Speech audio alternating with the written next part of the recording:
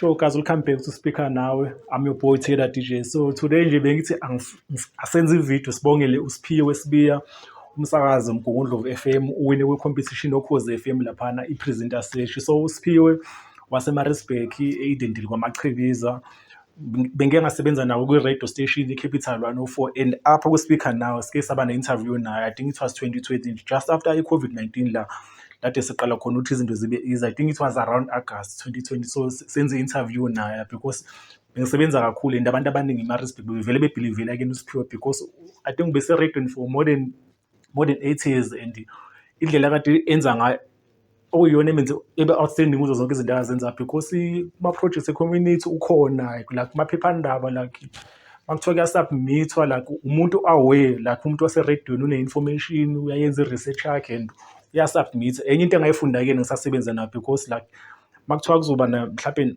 nama-soccer games e-stadium like mawumide uyakwazi u-apply even from community radio station uyakwazi u-applyela for izinto ezifana namathikithi lawo emida. So lezo zinto bengingazazi nami. So uSiphiwe nje umuntu ohleze aware oshare information. So nje ngi-happy kakhulu. I think iwini enkulu for iPietermaritzburg, iwini enkulu for uMgungundlovu. I think even ubaba uJerry Jones la ekhona i-owner ye-Capital KZN 104 lesasebenza kuyona I think around 2014 and 15. So I think ba-happy kakhulu. I-Creative College yase-PMB I think yaqala uproduce umuntu ozofika ku-mainstream manje. So I think nje iwini enkulu kakhulu. So Speaker Nawe nathi samclaima because sike sam-interviewer in 2020 because around the time sim-interview I think sasinama-subs more than I think we're just sitting under 100. So ngiyama-approach ku-WhatsApp ngithi Siphiwe sifuna ukwenza interview nawe like podcast like uSiphiwe like but because wayengazi nje uSiphiwe futhi uhlezi e-ready-ke for anything wathi no okay kulungela siyenze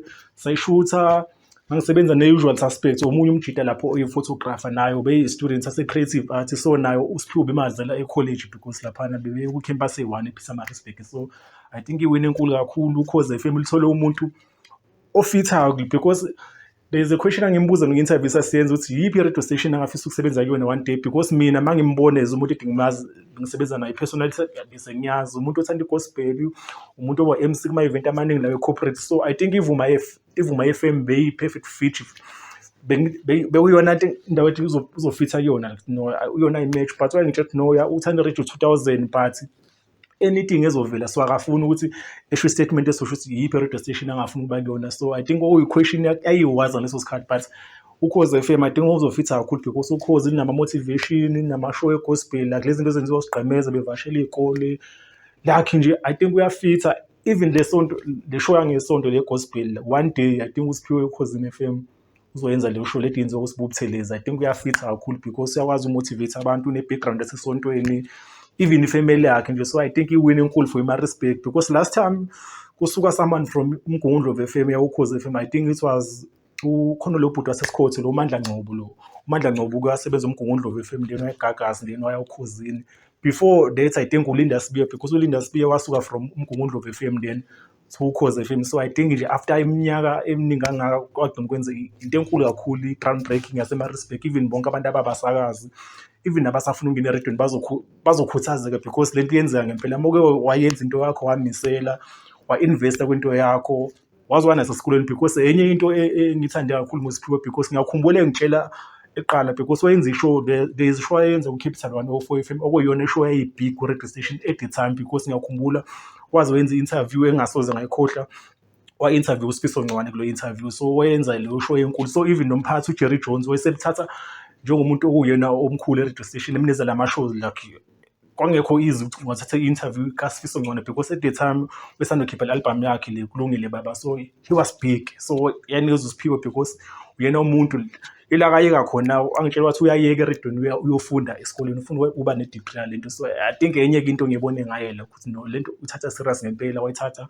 wahamba e-creative art wafunda even efunda still beneshow uMgungundlovu FM eyenza ebusuku because i-dedication yakhe no hayi ikonye 11. So nje Speaker Nawe sithi asimbongele simvume kakhulu and nathi sina interview na. So yabona from abantu abama-rappers abasafuna ukuza kushow I think bakuhamba isikhathi ziningi itori efana lesaSiphiwe ezenzeka la ukuthi umuntu sim-interview ngo-2020 then maybe 4 years later useye-celebrate ulapha ku-TV. So i-Speaker Now iyona i-purpose sila for that reason ukuthi nje abantu the time besekhona la kuthina sikwazi uba-interview because once balapha ko-mainstream baku-national radios so batholaphi. So like nje uSiphiwe like sesoxoxa la bantu Siphiwe sam-interview ku-Speaker Now sebenza uKhosini FM. Yeah, so Speaker Now we out.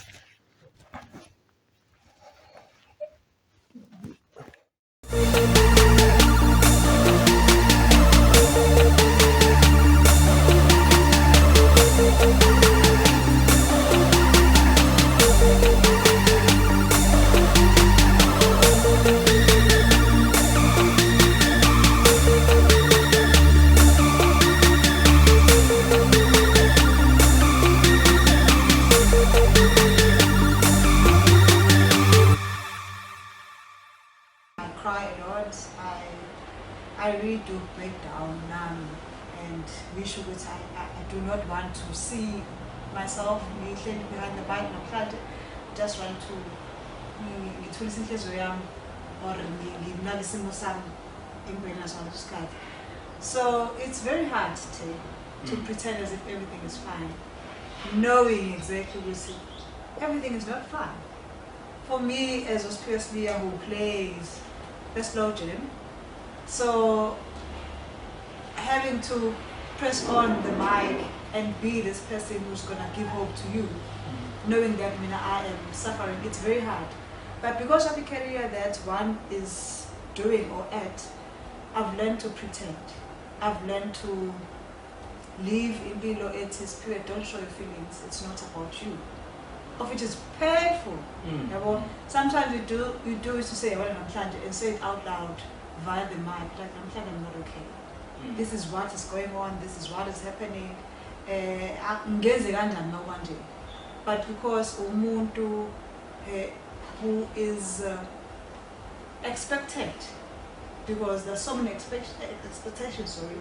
So I'm expected to be the Siphiwe that we're not. Because now in Mhlambe you're going through some trials and tribulations. So I can't add kuleyo zinkinga zami. It's very hard, I won't lie. But I've learned to pretend and say I'm fine, of which I'm